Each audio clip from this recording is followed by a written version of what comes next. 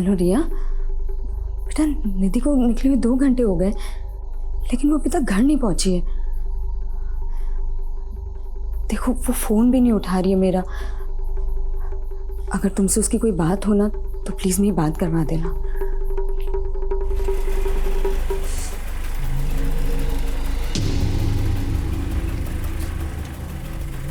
निधि, कहाँ थी तू? कब से फोन ट्राई कर रही हूँ। तुझे पता मैं कितना डर गई थी और मेरा फोन क्यों नहीं उठा रही थी तू? माँ, मैं ड्राइव कर रही थी। अरे ड्राइव कर रही थी तो क्या हुआ, एक बार फोन तो देख सकती है ना। माँ, तुम इतना डरती क्यों हो? एक काम करो, तुम ना योगा किया करो। देख निधि, ये बात ना मजाक में तू।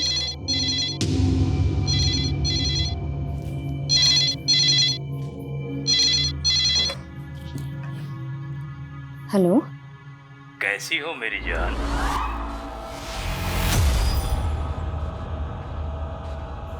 कौन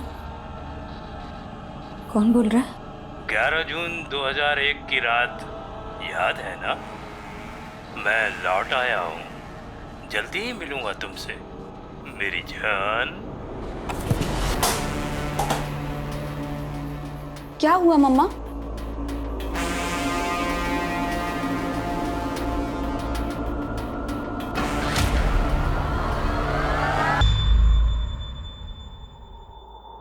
बोलिए रीमा जी।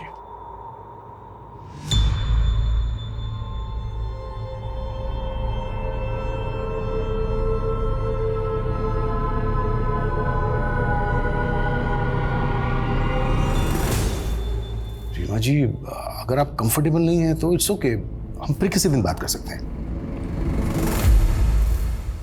सर,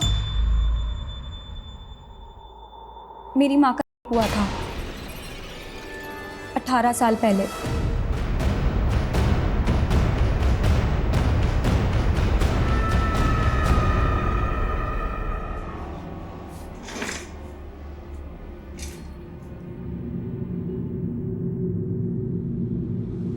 शिवा जी, आपने बहुत अच्छा किया जो अपनी बेटी की बात मानी।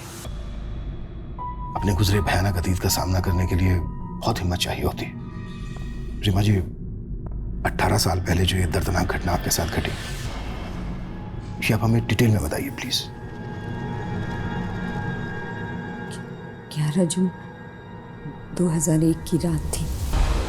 उस घटना के 18 साल के बाद उस आदमी ने अचानक से कॉल किया आपको? जी। रीमा जी, जब ये घटना घटी आपके साथ, उस वक्त आपने पुलिस कंप्लेन तो की ही होगी? जी, प्रतापनगर थाने में करवाई थी। तब इंस्पेक्टर मुकेश राठौर इंचार्ज थे। प्रतापनगर पुलिस स्टेशन से कांटेक्ट करो। सर,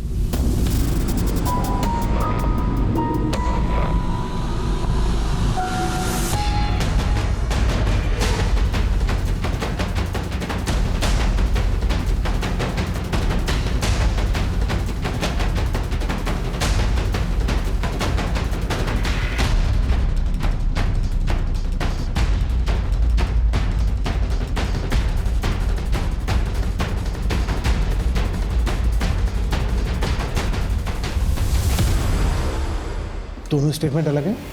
मतलब? यस सर, ये रीमा का रीसेंट स्टेटमेंट है जो उसने हमें दिया है, और ये 2001 का स्टेटमेंट है। दोनों स्टेटमेंट में उसने अलग अलग कहानी सुनाई है। रेप की तारीख से लेकर हर इंसिडेंट एकदम अलग है सर। मानो दोनों केसेस एक दूसरे से बिल्कुल अलग हो। और रेप के कुछ दिन के बाद यानी कि 17 जून 2001 को उसने प्रतापनगर थाने में रेप की शिकायत दर्ज करवाई अपने पति राजेश चौहान के साथ।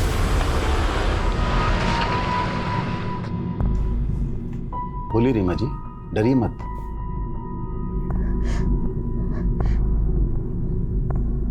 मेरा रेप हुआ है। वो जबरदस्ती घर में घुस गया था। कौन था वो? कब हुआ है? 13 जून। पूरी बात बताइए रीमा जी। तब आप क्या कर रही थी? आपके पति कहाँ थे? इनकी नाइट ड्यूटी थी। करीबन 10 बजे मैं अपने कमरे में सो रही थी जब आप घर कब लौटे? करीब 1:30-2 बजे जब मैं घर आया तो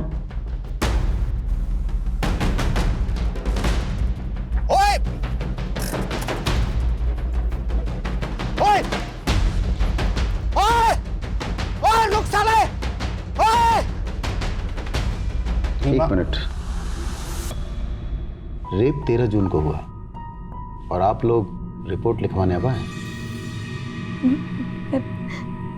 बहुत डर गई थी। गलती रीमा की नहीं है सर, हमारी सोसाइटी ऐसी है जहां पर रेपिस्ट से ज्यादा रेप के विक्टिम को ताने सहने पड़ते हैं। ये 18 साल पुरानी बात है। माना इतने टाइम में आदमी काफ़ी सारी चीज़ें भूल जाता है, लेकिन रेप के वक्त रीमा का पति रीमा के साथ था या नहीं, ये वो कैसे बोल सकती है? सवाल ये उठता है मिश्रा कि 18 साल पहले जो रीमा ने स्टेटमेंट दिया था वो गलत था या अब जो हमें दिया है वो गलत है? हमें दोनों स्टेटमेंट वेरीफाई करने होंगे। सर रीमा चौहान के कॉल रिकॉर्ड्स आ गए। रीमा को उस रात 11 बजे साउथ दिल्ली के लैंडलाइन से कॉल आया था। दिल्ली पुलिस से कांटेक्ट करो, पता करो वो आदमी कौन था जिसने कॉल किया था।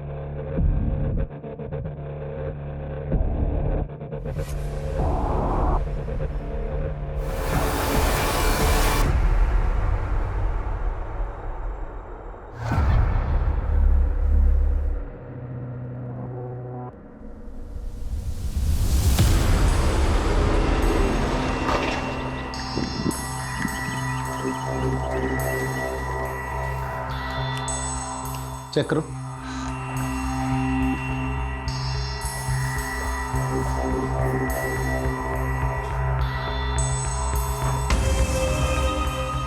उसने यहाँ मेरे साथ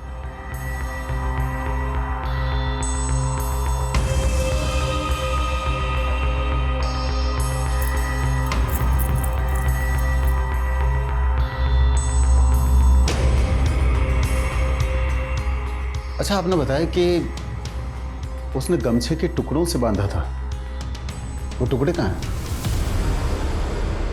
जी वो तो वो अपने साथ ले गया।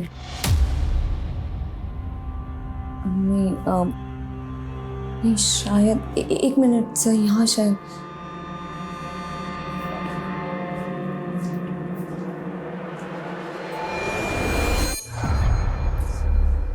ये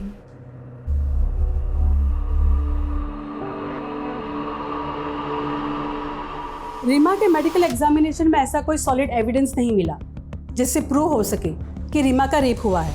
क्या रेप के कुछ दिन बाद एग्जामिनेशन हुआ इसलिए? मे बी, लेकिन एक कारण ये भी है कि रेप होने के बाद रीमा अपने पति राजेश के साथ सेक्सुअली एक्टिव थी। क्या? हाँ, क्योंकि प्राइवेट पार्ट पर जो मार्क्स मिले हैं वो एक पैशनेट सेक्स की वजह से भी हो सकते हैं। ये तो रीमा ने खुद ही अपना केस कमजोर कर लिया। एक बात और सर, रेप होने के बाद विक्टिम को अक्सर कलाई, जांघों पर छोटे मोटे घाव लगते हैं, लेकिन रीमा के केस में उसकी बॉडी पर एक छोटी सी खरोच तक नहीं थी। इट्स स्ट्रेंज, क्या रीमा ने बिल्कुल भी रेजिस्ट नहीं किया होगा?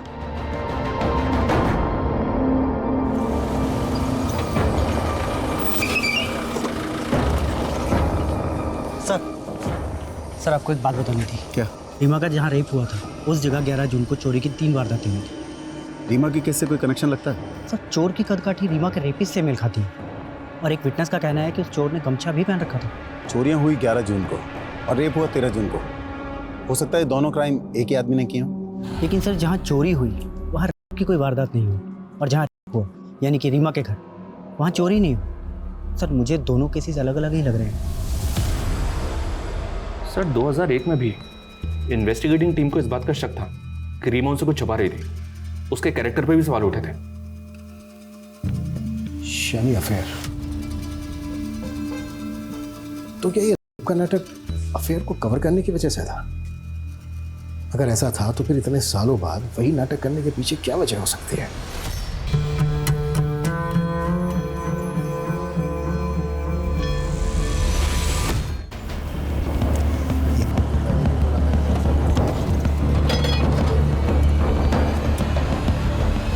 सर आप हम लोगों पर ही शक कर रहे हैं। मेरी बीवी के साथ गलत हुआ सर, और आप लोग। राजेश, मैं तुम्हारा फ्रस्ट्रेशन समझता हूं, पर सवाल खड़े हो रहे हैं। तुमने एफआईआर फाइल करने में देरी की। सर मैंने बताया था ना कि रीमा डरी हुई थी। यही नहीं, रीमा का रेप होने के बाद भी तुम और रीमा सेक्सुअली एक्टिव थे। ये कोई मामूली बात नहीं है राजेश। तब मुझे पता ही नहीं था कि रीमा के साथ में रेप हुआ है। क्या? उस रात जब मैं गमछे वाले आदमी के पीछे भागा, वो हाथ नहीं आया तो मैं भागकर घर वापस आया। मेरे को बहुत चिंता हो रही थी रीमा को लेकर। रीमा, रीमा, राजेश, रीमा, राजेश वो डरने की कोई बात नहीं। भाग गया वो। तुम्हें कुछ हुआ तो नहीं? ठीक तो ना? तुम चिंता मत करो, मैंने अपने आप को बाथरूम में बंद कर लिया था। थैंक गॉड, तुम्हें कुछ हुआ नहीं, वरना रीमा को देखकर लगा ही नहीं कि उसके साथ किसी ने जबरदस्ती की है। लेकिन कुछ दिन बाद, अरे रीमा जल्दी बाहर निकलो यार, लंच बॉक्स दे दो, लेट हो रहा हूं।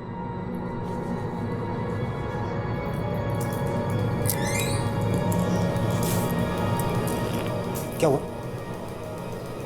नहीं बस वो थोड़ी सी कमजोरी है। झूठ मत बोलो, कल भी बोला था ना तुम्हें कि डॉक्टर के चलो। एक दिन और देख लेते, फिर पक्का चली जाऊंगी। इस पेन को इग्नोर करने से काम नहीं चलेगा। आज शाम को चलते हैं तुम्हारे डॉक्टर मित्तल के। मैं जल्दी आ जाऊंगा, तुम बस तैयार रहना। डॉक्टर मित्तल गायनोकोलॉजिस्ट हैं। उन्होंने मुझे बताया कि रीमा के साथ, मैंने घर आते ही सीधे सीधे रीमा से पूछ लिया।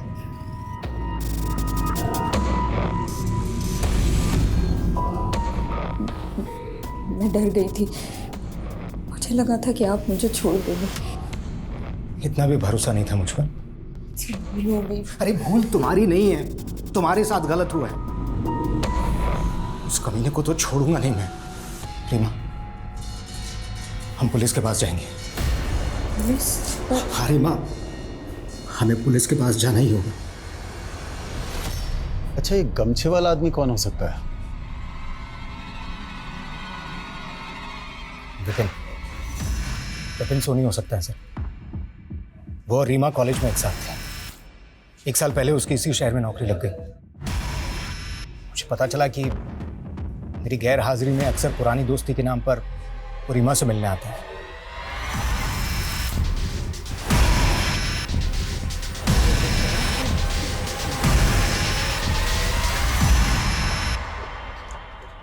जगन सर। पूजा दहिया रेप केस की फाइल निकालो। जी सर।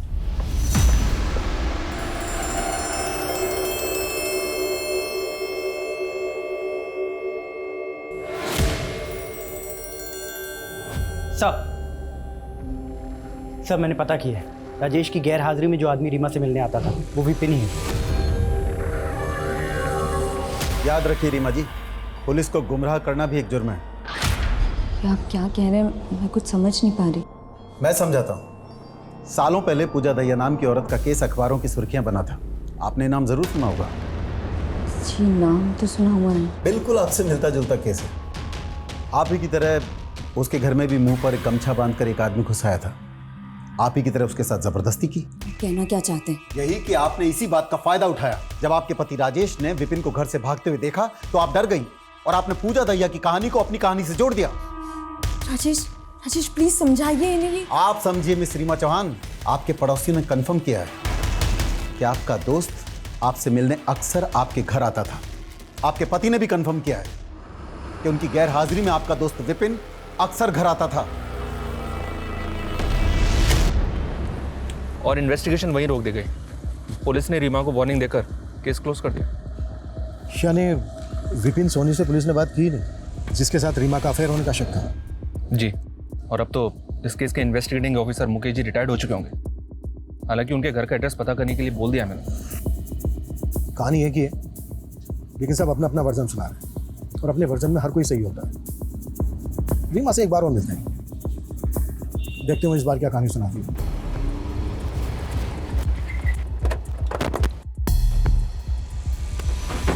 आपको मेरी बात पे यकीन नहीं है? रीमा जी, हम बातों पर नहीं सबूतों पर यकीन करते हैं। और आपकी कहानी में तो कई कहानी मिली हुई है। 18 साल पहले आपने कुछ और कहा था, आपके पति ने कुछ और कहा था, और अब आप हमें कुछ और कहानी सुना रही है। बेटा, शायद आपकी मदर आपके सामने कंफर्टेबल नहीं है, सो प्लीज। निधि तो रुक। 18 साल पहले मुझे एक बुरी बीवी माना गया था जो अपने पति को धोखा दे रही थी, जिसने अपनी रेप की झूठी कहानी सुनाई। लेकिन ये सब मैंने सिर्फ अपने पति के कहने पे किया था। हमें पुलिस की नहीं, पुलिस नहीं, पुलिस नहीं, बिल्कुल नहीं। भूल जाओ कि तुम्हारे साथ कुछ हुआ है, सब कुछ भूल जाओ। राजेश, ये आप क्या कह रहे हैं? मेरी इज्जत। यार तुम्हारी इज्जत से ज्यादा मेरा नाम, मेरा रुतबा, मेरी मर्दानगी मायने रखती है। हाथ जोड़ता हूँ, प्लीज किसी से कुछ नहीं कहोगी तुम, कुछ भी नहीं।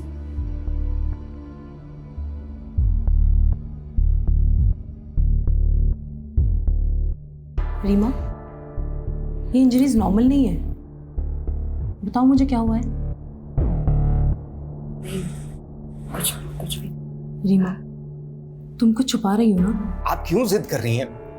रीमा के लिए यही सही है कि वो सब कुछ भूल कर। ये भूलने वाली बात नहीं है राजेश।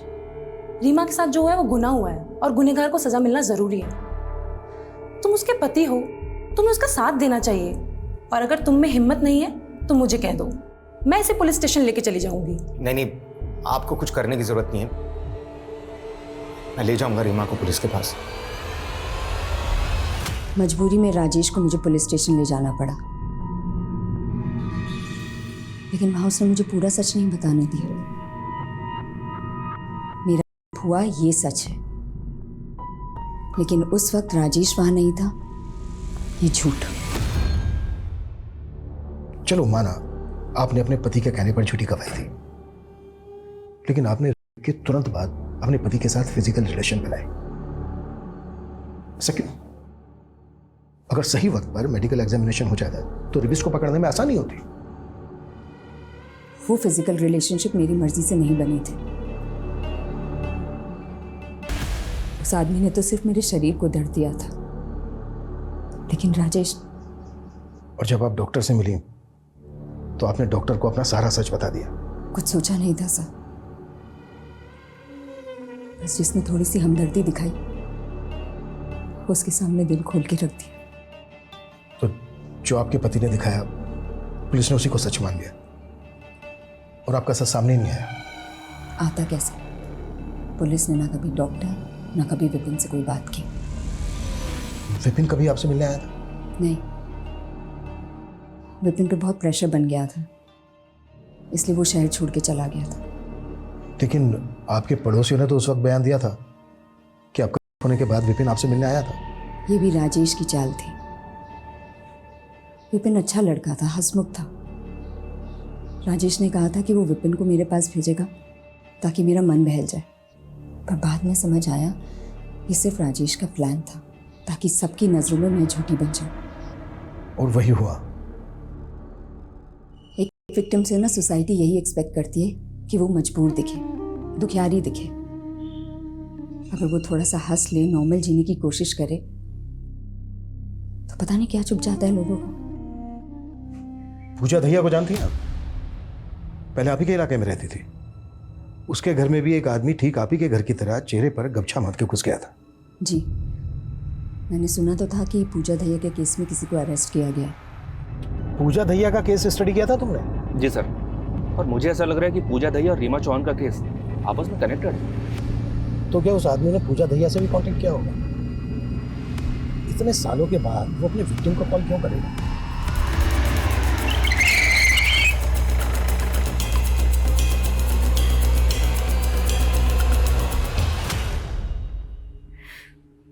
मैं नहीं जानती कि वो कौन था। उसने अपना चेहरा गमछे से छुपा रखा था। उसके बोलने का तरीका, उसके कपड़े, या फिर ऐसा कुछ जो आपको अलग लगा हो? अंकल, उस आदमी ने मुझे कुछ लिखने को दिया था। बात बात पर मुझे छड़ी से मारता था, मुर्गा बनाता, बहुत जलील करता था मुझे। रवि, फिंगरप्रिंट्स कलेक्ट करो और फॉरेंसिक टीम बुलाओ। सुअर के बच्चों, तुम्हें कोई फिंगरप्रिंट नहीं मिलेगा, ऐसा कहा था उसने बोलने के लिए मुझे। वो आदमी बोलते वक्त हक लाता था, खासकर च बोलते वक्त। इन्वेस्टिगेटिंग टीम ने इस पूजा दहिया का बैकग्राउंड खंगाला सर। पूजा की फैमिली में दूर दूर तक कोई भी टीचिंग प्रोफेशन में नहीं था। शायद गुमराह करने के लिए लेटर लिखवाया गया हो। पहली टीम का भी यही मानना था। लेकिन यह भी तो हो सकता है कि उसने अपनी आप बीती लिखवाई हो। शायद उसके बचपन में उसके साथ कोई भयंकर हादसा हुआ हो। रेपिस्ट ने नकुल से और भी कुछ लिखा था, ये देखिए। सबसे पहले पूरा घर सर्च करेंगे, दरवाजे देखेंगे, तेरी माँ का बयान लेंगे, तेरा बयान लेंगे। ये जो कोई भी है पुलिस प्रोसीजर को बहुत अच्छे से जानता है, एक एक चीज लिखवाई है। मतलब ये पुलिस वाला भी हो सकता है? या फिर कोई ऐसा जिसका अपना पुलिस में हो, या फिर रहा हो। सर रीमा के केस के आईओ मुकेश राठौर का एड्रेस मिल गया है। रिटायर होने के बाद वो यहीं जयपुर में सेटल्ड है। लाइमलाइट के लिए ये क्या कह रही है तू? मैं नहीं, नेबर्स, रिलेटिव सब यही बोल रहे हैं। देख, लोग कुछ भी कहें, लेकिन तू तो मुझ पे यकीन करती है ना? तुझे भी लगता है कि मैं झूठ बोल रही हूँ?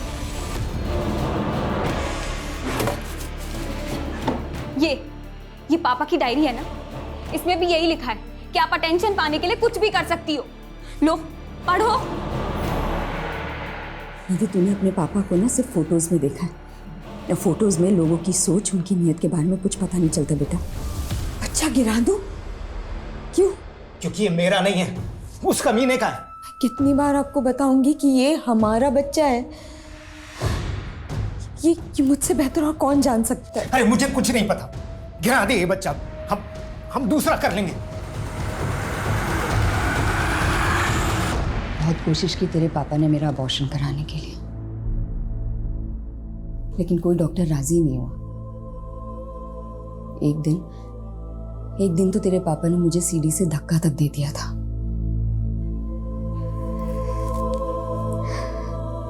लेकिन तेरी किस्मत में ना जीना लिखा था।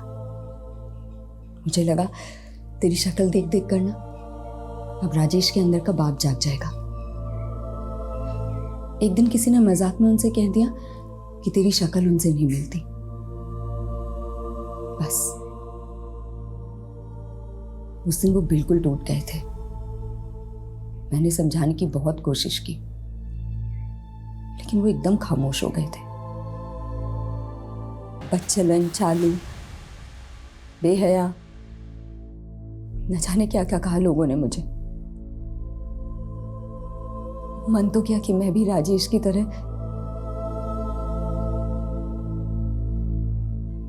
लेकिन तेरा चेहरा देखकर हमेशा रुक जाती। मैं ये सब कुछ ना एक बुरा सपना सोचकर भुला चुकी थी, लेकिन अब वही सब कुछ हो रहा है मेरे साथ। मैं ये सब सहन कर सकती हूँ,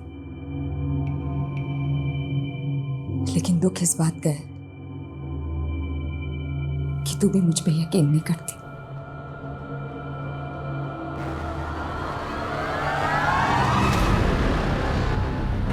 रीमा चौहान वाला केस, हाँ याद है मुझे। इस मामले में हमसे जो कुछ बन पड़ा हमने किया।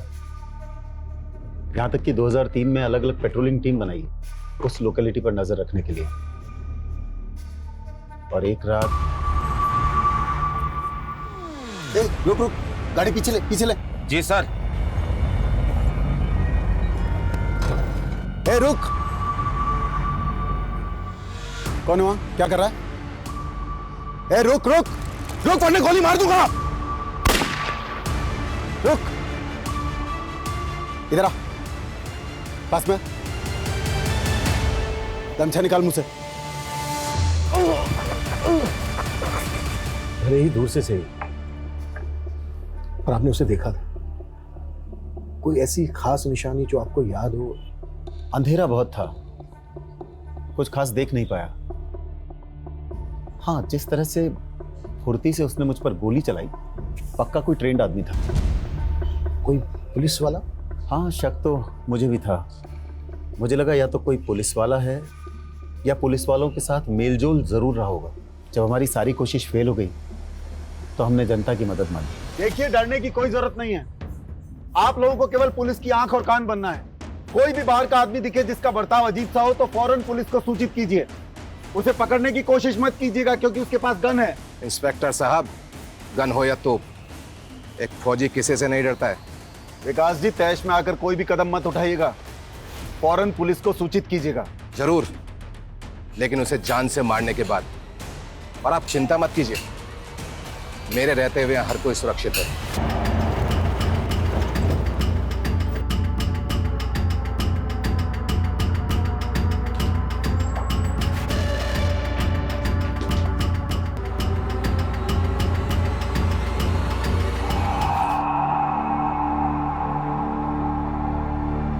हमने 3-4 स्केच बनवाए।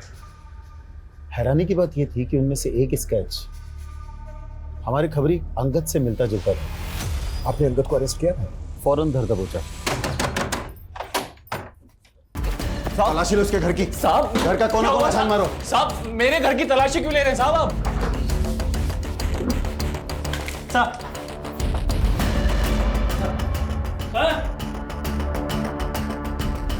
साहब ये घड़ी है, ज्वेलरी है, कहाँ से आए सामान तेरे पास? ये सब उन्हीं का है ना जिनका रेप हुआ है? साहब मैं सच कह रहा हूँ साहब, मुझे कुछ नहीं पता। मैं महीने में ठीक से 10 दिन भी घर पे नहीं रहता हूँ साहब, तो मुझे पता नहीं है सामान कहाँ से आया है। तू ऐसे नहीं उगलेगा।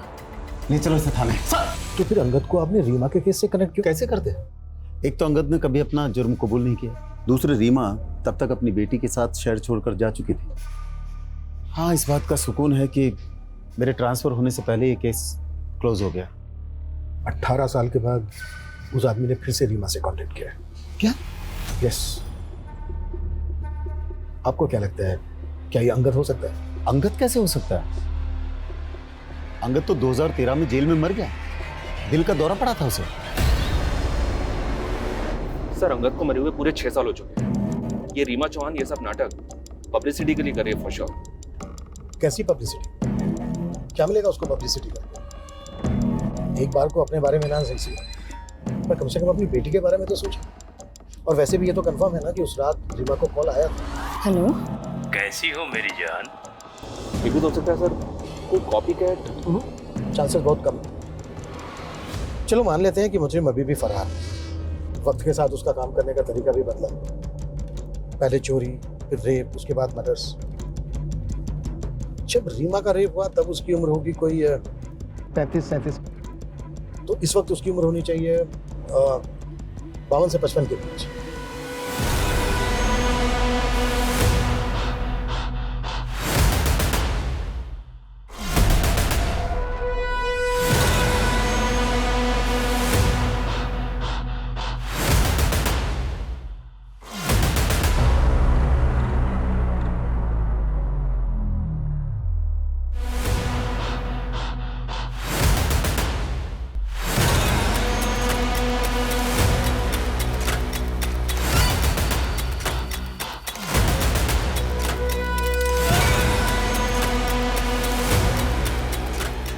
क्या हुआ?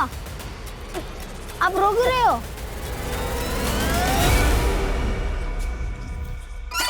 गुंजन, माँ को चल के सब बताना अभी, डरना मत।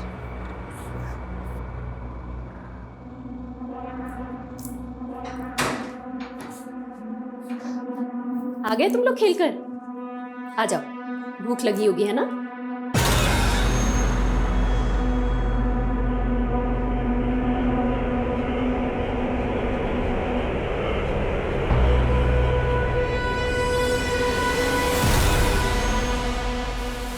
बेटा, ये सूरज अंकल हैं। अब हम लोग के साथ ही रहेंगे। नमस्ते करो।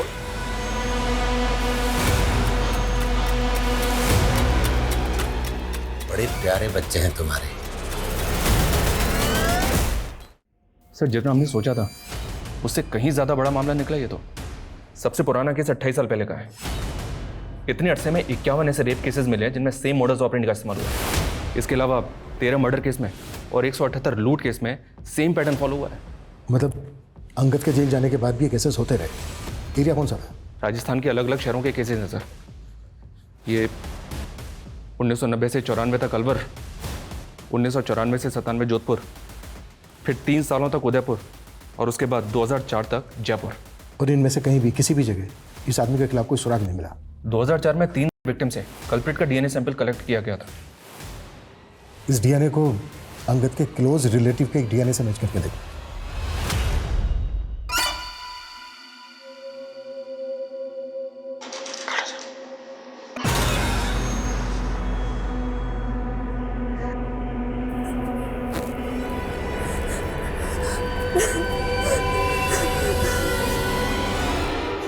अंकल बहुत गंदे हैं, मत खेला करो उनके साथ। तुम माँ को क्यों नहीं बताती हो? ठीक है, तुम मत बताओ, मैं माँ को खुद ही बता दूंगा। नहीं, माँ खुद अंकल के साथ ही गेम खेलती है।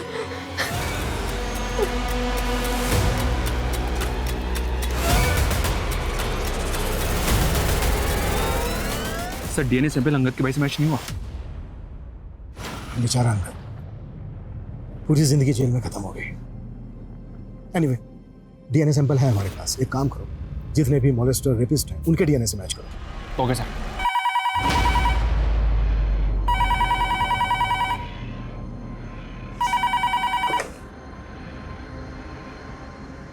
हेलो मेरी जान, कैसी हो? बहुत दुख हुआ जानकर कि तुम्हारी बात पर कोई यकीन नहीं कर रहा। बकवास बंद करो, और हिम्मत है ना तो सामने हो। तुम कायर हो, कायर हो तुम।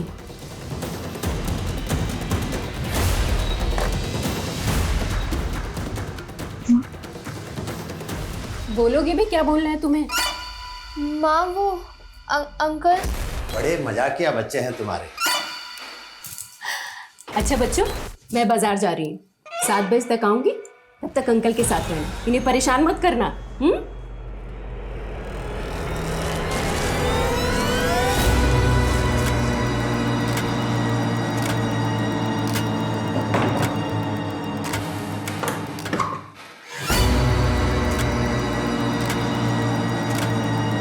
सर डीएनए अलवर के कैदी से पार्टली मैच हो रहा है, लेकिन इसकी उम्र तो 30 साल है। फिर ये वो नहीं हो सकता। आई थिंक उस आदमी को ट्रेस करने के लिए हमें किसी एक्सपर्ट की मदद लेनी होगी। देखिए, ये डीएनए पार्टली मैच हो रहा है, यानी ये कैदी उस खूनी का रिश्तेदार हो सकता है। एक्चुअली हमें इस कैदी के मदर और फादर के सभी रिलेटिव्स की एक लिस्ट बनानी होगी और सबका डीएनए मैच कराना होगा। सर, लोकेशन हिस्ट्री और रिपोर्ट्स के अकॉर्डिंग हमारे पास अभी एक सस्पेक्ट है, और वो ये है। माय गॉड, ये वो 30 सालों तक पुलिस की आंखों में धूल झोंकता रहा। इसको आज ही धर लेते हैं। नहीं, we have to be very careful. इसको बचने का एक भी मौका नहीं देंगे। पहले इसके खिलाफ सबूत इकट्ठा करेंगे, फिर तब बचेंगे साले को।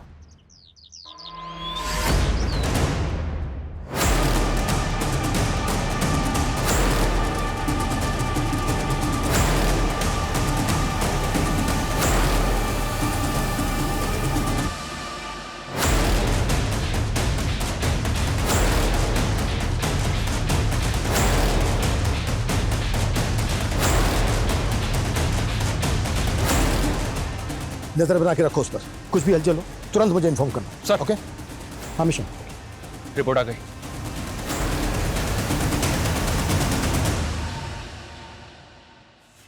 अब सही वक्त है, आता है साले।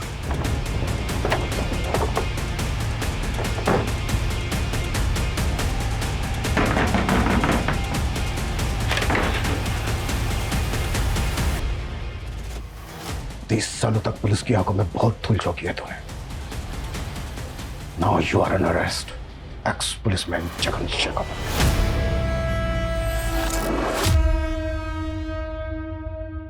तेरे साथ गलत हुआ, इसलिए तो दूसरों के साथ भी गलत कर रहा था। बचपन में जो मेरे साथ हुआ, उस सदमे से उभरने के लिए मैंने छोटी छोटी चोरियां करना शुरू कर दिया। उसके बाद लोगों के घरों में घुसकर कुछ चीज़ें ले आता, फिर घरों में घुसकर सिक्के चुरा लाया। और ये काम मैंने पुलिस में आने के बाद भी चालू रखा। रेप करना कब से शुरू किया?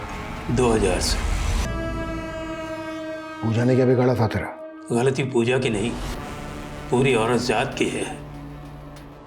उसी साल दिल टूटा था मेरा। कुछ दिन तो सब कुछ ठीक चलता रहा, लेकिन एक दिन वो मुझे छोड़कर किसी और के साथ चली गई। तभी से मुझे औरतों से नफरत होने लगी, और उसके बाद मैंने एक के बाद एक औरतों को शिकार बनाना शुरू कर दिया। अंगद को क्यों फंसाया? मेरे सीनियर मुकेश जी की पेट्रोलिंग बहुत तेजी से चल रही थी। मेरा काम करना बहुत मुश्किल हो गया था। मैंने सोचा अंगद को फंसाऊंगा तो पेट्रोलिंग थोड़ी ढीली हो जाएगी और मेरा काम आसान हो जाएगा, और हुआ भी वही। इतने सालों के बाद रीमा को कॉल क्यों किया? मैंने नया नया सोशल मीडिया का इस्तेमाल करना शुरू किया था और एक दिन उसी पर मुझे रीमा दिखी। मैंने उसका पीछा किया और मैंने उसका टेलीफोन नंबर उसके पड़ोसी से ले लिया।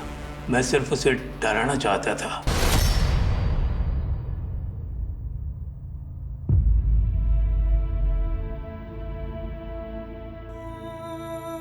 सॉरी मॉम, मैं गलत थी। आपने मेरे लिए कितने सैक्रिफाइस किए और मैं नहीं, बल्कि तूने मुझे हिम्मत दी है वापस लड़ने की। अपना जगन जैसे लोगों का खौफ है और नई सोसाइटी के तानों की फिक्र। अब देखना, मैं अपनी बाकी की जिंदगी ना एकदम बेखौफ जीऊंगी।